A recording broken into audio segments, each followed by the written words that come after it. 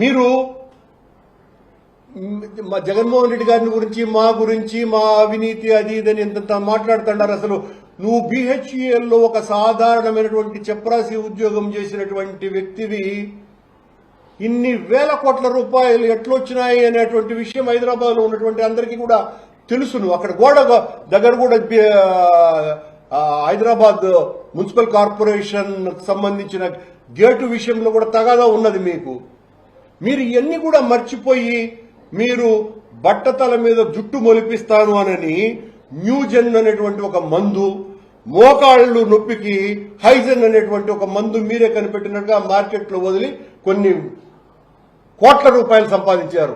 మీ మాట అప్పుడు మీరు కూడా నాకు చాలా బాగా తెలుసు కదా. ఆ రోజుల్లో రాజశేఖర రెడ్డి గారు ఉండగా ఆ రోజుల్లో నేను కూడా నాకు మోకాళ్ళ నొప్పుకు మీ హైజెన్ మందు వాడి వాడి వాడి అది రుద్ది నా మోకాళ్ళు అంతకంటే ఎక్కువ అరిగినాయే తప్ప మోకాళ్ళ నొప్పి పోలా. బట్టతల మీద జుట్టు మొలిపిస్తానని మీరు చేసినటువంటి ప్రచారం వలన ఒక్కరి బట్టతలలో జుట్టు మొలవల, జుట్టు సంగతి దేవుడెరుగు, తలలో తలపులు కూడా పోయినాయి. అంటే ఆ మీరు పూసినటువంటి ఇచ్చినటువంటి మందు వలన జుట్టు సంగతి దేవుడెరుగు, తలలో ఉండే సరుకు కూడా పోయింది. ఇన్ని ఆరోపణలు ఉన్నటువంటి వాళ్ళు మీరు మా మీద మీ ఇష్టం వచ్చినట్టుగా మీ పాలనలో అన్నప్రసాదాలు పూర్తిగా ఇస్తున్నారంట. నాయుడు గారు క్యూ లైన్లలో అన్నప్రసాదాల కార్యక్రమాన్ని మొదలు పెట్టిందే నేను టీటీడీ చైర్మన్ గా ఉన్నప్పుడు అన్నటువంటి విషయాన్ని గుర్తు చేస్తున్నా. ఎన్ని కొద్దిగా నోట్ చేసుకోండి, లేదా అక్కడ కూర్చొని ఉన్నాడు కదా మీ ఛానల్లో ఆడియో స్తంభ, అలాంటి వాళ్ళు రాసుకోవాలా. రాసుకొని నేనే అన్నప్రసాదాలను క్యూ లైన్లలో ఉండేటువంటి భక్తులకందరికీ ఇవ్వాలా అన్నటువంటిది నిర్ణయం తీసుకున్నది నేను నాస్తికుడని క్రైస్తవుడని చెప్తున్నటువంటి నాయుడు గారు వెంకటేశ్వర స్వామి భక్తి ఛానల్ని తీసుకొని వచ్చింది నా ఆలోచన. శ్రీవారి కళ్యాణాలను ఈ రోజున ప్రపంచవ్యాప్తంగా జరుపుతున్నారు అంటే ఆ శ్రీవారి కళ్యాణాల ఆలోచన నాది. స్వామివారు భగవంతుడు ధనికుడికి, పేదవాడికి, అగ్రవర్ణాల వాడికి, దళితుడికి అందరికీ కూడా సమానంగానే ఆయన భక్తి ఉంటుంది కనుక దళితులకు భగవంతుణ్ణి దూరం చెయ్యకూడదునని దళిత గోవిందం అన్న కార్యక్రమాన్ని ప్రవేశపెట్టింది నేను. ఇది క్రైస్తవ ప్రచారమా నాయుడు గారు? ఇప్పుడు నేను చెప్పినటువన్నీ కూడా అలాగే సాధారణమైనటువంటి కుటుంబీకులకందరికీ కూడా భగవంతుని పాదాల చెంత ఉంచి పూజలు చేయించినటువంటి మంగళసూత్రాలు అందించి 36,000 కళ్యాణాలు జరిపించింది నా హయాంలోనే రాజశేఖర రెడ్డి గారి పుణ్యం వలన. ఇది కూడా అన్యమత ప్రచారమేనా నాయుడు గారు? ఇలా చెప్పుకుపోతే అన్నమయ్య 600 జయంతోత్సవాలు గాని, అలాగే అన్నమయ్య 103 అడుగుల విగ్రహ ప్రతిష్టాపన గాని, 1 కాదు 2 కాదు చతుర్యుగ బంధం అన్నటువంటి పేరుతో ఇరు రాష్ట్రాలలో ఆనాడున మార్మోగించినటువంటి ధర్మ ప్రచార కార్యక్రమం గాని, హైందవ ధర్మ పరిరక్షణ కోసమని ధర్మ ప్రచార పరిషత్తుగా ఉన్నటువంటి దాన్ని హిందూ ధర్మ ప్రచార పరిషత్తుగా మార్చింది కూడా ఆనాడు నేను అధ్యక్షుడిగా ఉన్నప్పుడే అన్నటువంటి సంగతిని కూడా గుర్తు చేస్తూ, ఇది కూడా నాస్తికత్వమే అంటారా నాయుడు గారు? బహుశా ఈరోజు మీరు మాట్లాడినటువంటి పదప్రయోగం చూస్తే ఖచ్చితంగా మీరు నాస్తికులన్నా అయి ఉంటారు. భగవంతుడి మీద ఏమాత్రము కూడా విశ్వాసము లేని మీ మీద ఎవరైనా కూడా సద్విమర్శలు చేస్తే తట్టుకోలేనటువంటి ప్రతిఘాతక చర్యలకు సిద్ధపడేటువంటి వ్యక్తిగా, ఒక హింసాయుత ఆలోచనలు ఉన్నటువంటి మనిషిగా మిమ్మల్ని మీరు ఈ రోజున ప్రొజెక్ట్ చేసుకున్నారు అన్నటువంటి విషయాన్ని గుర్తు చేస్తూ నాయుడు గారు, మీ హయాంలో మీరు చేసినటువంటి మంచి ఏమీ లేకపోగా మీరు చెప్పుకుంటున్నారు. రోజు మా హయాంలో 50,000 వచ్చినారట, ఈయన హయాంలో 90,000 మంది వస్తాడారట. నాయుడు గారు, మీకు చిత్తశుద్ధి ఉంటే ఆ రోజున ఈ రోజున పెరిగినటువంటి భక్తుల సంఖ్య ఏమీ ఎక్కువ లేదు.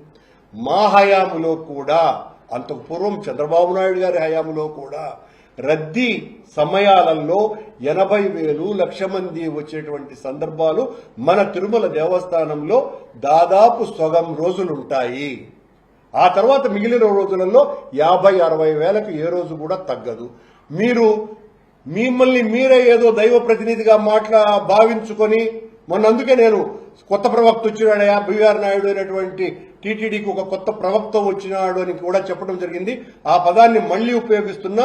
ఖచ్చితంగా మీకు మీరు ప్రకటించుకున్నటువంటి ప్రవక్త బిఆర్ నాయుడు గారు మీ హయాంలో రద్దీ ఏమి పెరగల.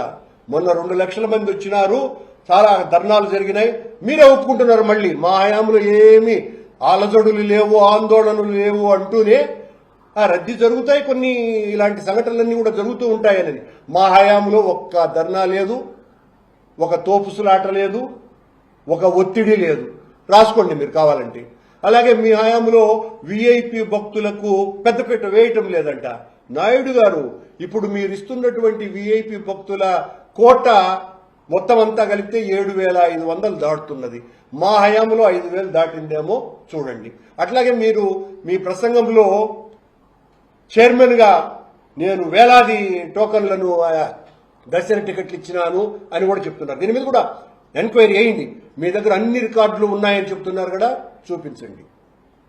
నేనేదో తాగేదానికి నీళ్లు కూడా కింది నుంచి తెచ్చుకుంటాను. తాగేదానికి నీళ్లు కూడా కింది నుంచి తెచ్చుకోవటం దైవ సేవ అనుకుంటే అంతకంటే మూర్ఖత్వం మరొకటి లేదు నాయుడు గారు.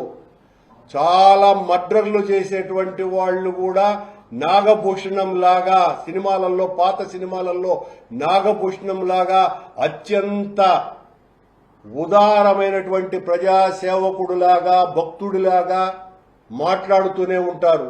మీరు కూడా అలాగే ఆ చక్రధారి సినిమాలో నాగభూషణం లాగా అది మీ భక్తి. మీరు టీటీడీ చైర్మన్ కావటం కోసమనే వైఎస్ఆర్ కాంగ్రెస్ పార్టీ మీద 5 సంవత్సరాలు 10 సంవత్సరాలు దుమ్మెత్తిపోసినారు. అందువలన చంద్రబాబు నాయుడు గారు మీకు ఆ పదవి ఇచ్చినారు. ఇచ్చిన వాళ్ళు మర్యాదగా ఉండకుండా మీరు ఇష్టం వచ్చినట్టుగా మాట్లాడుతూ మొదటి రోజే మీరు ఇంకా ప్రమాణం స్వీకరించక పూర్వమే జగన్మోహన్ రెడ్డి వాడంది అధికారంలోకి వచ్చేది, వాడు ఇంకా రాడు అని టీటీడీ చైర్మన్ మాట్లాడతాడండి. టీటీడీ చైర్మన్ గా ఉన్నప్పుడు నువ్వు అసలు రాజకీయాలే మాట్లాడకూడదే. నువ్వు రాజకీయవేత్త కూడా కావు కదా. మీరు కాకుండా కూడా మీరు రాజకీయాలు మాట్లాడుతున్నారు. మా మీద నిరంతరము ఎంత దుర్గంధం చల్లాలనో అంత దుర్గంధం చల్లుతూ రోజుల తరబడి మీ ఛానల్లో చర్చలు పెట్టి మీకు కావలసినటువంటి తైనాతీలను భజనగాళ్ళనందరినీ పిలిచి ఇష్టం వచ్చినట్టుగా మాట్లాడుతూ మా మీద ఆరోపణలు వేయటం. జగన్మోహన్ రెడ్డి గారు ప్రసాదాలు తినరు, పట్టు వస్త్రాలు సమర్పించరంట. నాయుడు గారు మీకు అధికారం తలకెక్కి జగన్మోహన్ రెడ్డి గారు ముఖ్యమంత్రిగా 5 సంవత్సరాలు పట్టు వస్త్రాలు సమర్పించినారు అన్నటువంటి విషయాన్ని మర్చిపోయినట్టుగా ఉన్నారు మీరు. బహుశా చంద్రబాబు నాయుడు గారు కాకుండా మీరేమన్నా పట్టు వస్త్రాలు తేవాలని ఏమన్నా కుతూహలంలో ఉన్నారేమో బహుశా. అందువల్ల నేనే ఈసారి బ్రహ్మోత్సవాలకు నేను తీసుకుపోతాను సార్ అని అన్నా కూడా మీరు ఆశ్చర్యపడాల్సిన పని లేదు. అలాగే ఈయన అన్య మతస్థుల గురించి మాట్లాడినాడు. అన్య మతస్థులను టీటీడీలో ఇక ఉద్యోగాలు ఇవ్వకూడదు, ఇక టీటీడీనే ఈ ఉద్యోగాలు హిందువులకు మాత్రమే ఇవ్వాలా అన్నటువంటి డెసిషన్ జీవో నేను తీసుకున్నటువంటి ఆనాడు పాలక మండలి అధ్యక్షునిగా 2007లో మే నెలలో తీసుకున్నటువంటి తీర్మానము వలన రాజశేఖర్ రెడ్డి గారు ముఖ్యమంత్రిగా ఇక టీటీడీలో పూర్తిగా హిందువులనే తీసుకుంటాము అన్నటువంటి నిర్ణయం తీసుకున్నదే మేము. ఈయన ఏందో మాట్లాడుతున్నాడు. 200 ఆయన ఈవో ఏమో అధికారికంగా ఒక 20 మంది అన్యమతస్తులు ఉన్నారు అని చెప్పినారు. ఈ రోజు ఆయన పత్రికా సమావేశంలో నా పరిశీలనలో 280 మంది అన్యమతస్తులు ఉన్నారు అని. మరి నీవేమి అధ్యక్షుడయ్యా నాకు అర్థం కాలా. ఈవో గారేమో అట్ట మాట్లాడతాడు, చైర్మన్ గా ఏమో 280 మంది నా దృష్టిలో ఉండారు అని అంట. వాళ్ళందరినీ ఏదో ఏమేమో చేసేస్తానని కూడా ఏదో మాట్లాడుతున్నాడు. అంటే ఎంత సమన్వయ లోపం ఉన్నది. అదే కదా మేము చెప్పింది. మీకు ఈవో గారికి, కొండ మీద ఉన్నటువంటి అడిషనల్ ఈవో గారికి ఏమీ పడటం లేదు. పడటం లేదు అన్నది సాక్షాత్తు చంద్రబాబు నాయుడు గారు ముఖ్యమంత్రి గారి ముందరే తేలిపోయింది. ఇప్పుడు మళ్ళీ మీరు ముగ్గురు కూర్చొని పత్రికా సమావేశం ఏర్పాటు చేసి మేమంతా ఒక్కటే అని చెప్పినా అది కౌరవులు పాండవులు కలిసి కూర్చొని మాట్లాడినట్టుగా ఉంటుంది తప్ప మరొకటి కాదు. ఇప్పుడు నేను అన్న తర్వాత మీరు ఆ రకంగా ముగ్గురు కూర్చుందామబ్బా అని మీరు పోయి భంగపడి పత్రికా సమావేశం ఏర్పాటు చేసినా ఉపయోగం లేదు. ఈయన టీసీఎస్తో అది మాట్లాడుతూనే ఉన్నాడు. ఏతో 2 గంటల దర్శనం మరి మళ్ళీ ఈరోజు కూడా మాట్లాడినాడు. ఈరోజు కూడా మాట్లాడినావు ఏ దర్శనంతో 2 గంటల్లో ఇస్తానని చెప్పినావు కదా, మరి 3వ క్యూ కాంప్లెక్స్ కడతానని ఎందుకు ఈ నిర్ణయం తీసుకున్నావు? నాకు అర్థం కాలా. నువ్వే కదా తీసుకునింది ఆ నిర్ణయము, మేం కాదు కదా. అంటే దానికి పూర్తి విరుద్ధమైనటువంటి ఆలోచనే కదా అది. అలాగే దాస సాహిత్య ప్రాజెక్ట్ నీ హయాంలో జరుగుతున్న ఒక అపవాదు. దాస సాహిత్య ప్రాజెక్టు ఆధ్వర్యంలో ధనవంతుల ఇళ్లల్లో లక్ష్మీ పూజలు చేస్తున్నారు అన్నటువంటి నిజమా కాదా?